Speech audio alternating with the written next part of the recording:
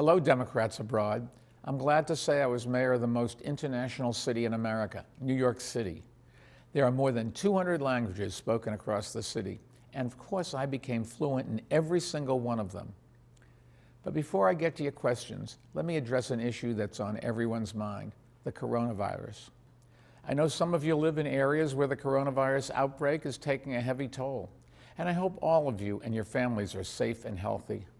The coronavirus has arrived here in America as well, and unfortunately, we are not well prepared because of incompetence in the White House. The fact is, President Trump was briefed on the coronavirus 2 months ago, but he buried his head in the sand. Last week, the U.S. stock market plunged partly out of fear, but also because investors have no confidence that this president is capable of managing the crisis. They know what we know. He fired scientists, he tried to cut funding for the CDC, he failed to invest in emergency preparedness. In situations like these, it's critical that the government provide clear, consistent, and honest answers. But Trump has done the opposite. He's downplayed the crisis and predicted it will be over in 2 months, even though he has absolutely no idea what he's talking about. I've devoted a lot of my life to protecting public health, as mayor and through philanthropy. I've also built a global business and have spent a lot of time traveling overseas. So I understand the interconnections of the global economy, and I understand the economic damage that bad policies can cause, whether they are trade policies or health policies. Right now, the market is pricing in the president's management incompetence, and we're going to pay a heavy financial cost for that, in addition to the even more serious health costs we face. In times like this, we need strong, proven leadership in the White House.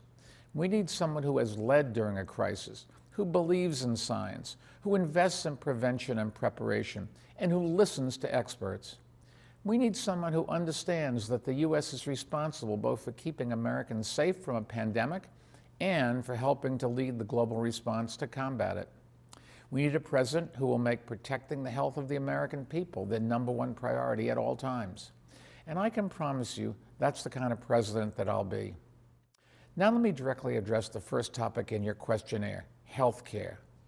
Our healthcare system costs too much and doesn't cover everyone. I know that's one reason why some Americans abroad don't return, which is a sad reflection on our country.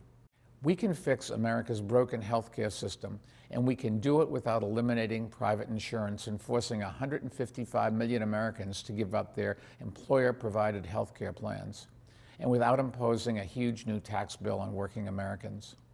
I'll build on Obamacare by creating a public option, which will allow us to do 2 critical things. 1, achieve universal coverage, and 2, drive down premium costs for everyone. I'll also cap medical bills for all Americans and take steps to drive down drug prices. President Trump promised to do that, but he broke that promise, just like so many others he has made. In New York, we cut the number of uninsured people by 40%, and we extended life expectancy by 3 years.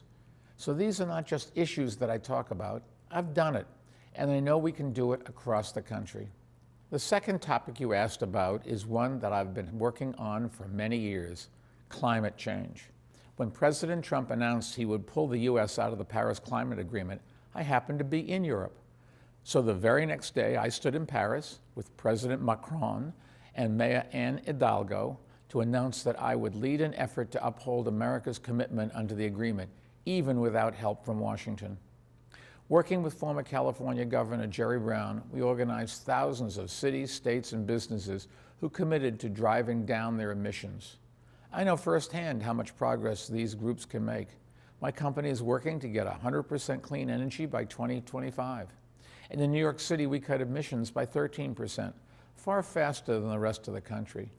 I've also led a national effort with the Sierra Club to close dirty, polluting coal plants and replace them with cleaner energy. So far, we've closed more than half of those plants, 304 out of 530. My foundation has helped other countries phase out coal as well. And in Europe, we've been able to close some of the continent's most polluting plants. As president, we will close every remaining coal-fired power plant in the U.S. We'll reach 80% clean energy by the end of my second term and modernize the electric grid and help more people afford electric cars. Those steps and others will allow us to cut emissions 50% by 2030. will also restore America's international leadership and commitment to cooperation. In fact, my first act as president will be to re-enter the Paris Agreement. The third topic you asked about is voter protection.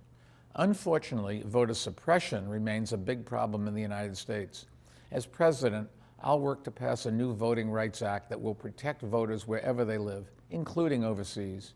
It will include steps to make it easier for everyone to vote, including making registration automatic when you turn 18, and requiring states to allow people to vote early and from home. And we will fix rules that make it hard for Americans abroad to vote, and will ensure that votes cast abroad are processed and counted. The fourth topic you asked about is immigration. I know how important immigrants are to our country and how much they contribute to our culture and economy. New York City is the immigrant capital of the world, and that's why we're also a global economic capital. President Trump's demonization of immigrants has been shameful. I will always champion immigrants, because the fact is, we can secure our borders and welcome more immigrants at the same time. I'll end President Trump's cruel and un-American family separations and protect our dreamers. I'll end his travel ban, which is a thinly veiled effort to keep out Muslims, Africans, and Latin Americans. I'll work with both sides of the aisle to pass legislation that finally creates a pathway to citizenship for the 11 million Americans who are living in the shadows, and that increases the number of visas we offer, because we need more immigrants, not fewer. The fifth topic in your questionnaire is taxation. Other candidates talk about raising taxes on the wealthy, but I've actually done it. As mayor, I raised taxes on high earners to pay for essential services and give raises to teachers. As president, I'll reverse President Trump's tax cuts for the wealthy and ensure everyone pays their fair share. I'll remove tax loopholes that favor the rich and impose a small fee on financial transactions. All of that will help raise revenue to invest in healthcare and schools and infrastructure that we need to compete in the 21st century. I will also direct the Treasury Department to review Foreign Account Tax Compliance Act rules and simplify them where possible and lift unnecessary burdens on Americans abroad. I know from owning a global business how complex the tax rules can be, so I understand the frustration that many of you experience at tax time, and I know that's a problem we can solve. The sixth and final topic you asked about is foreign affairs, and you are absolutely correct that President Trump has harmed our standing in the world. I've seen that in my travels and in my meetings with government officials around the world, and I know all of you have seen it in your daily lives and conversations. I can just promise you, I will bring a completely different approach to the White House. I will uphold the values that reflect the best of America: honesty, integrity, openness, compassion. I will restore America's moral leadership, and I will renew our commitment to working with our partners abroad. No single country can confront the challenges we face alone, not climate change or terrorism or pandemics like the coronavirus. President Trump has spent 3 years insulting our allies and undermining the alliances that promote peace and prosperity around the world.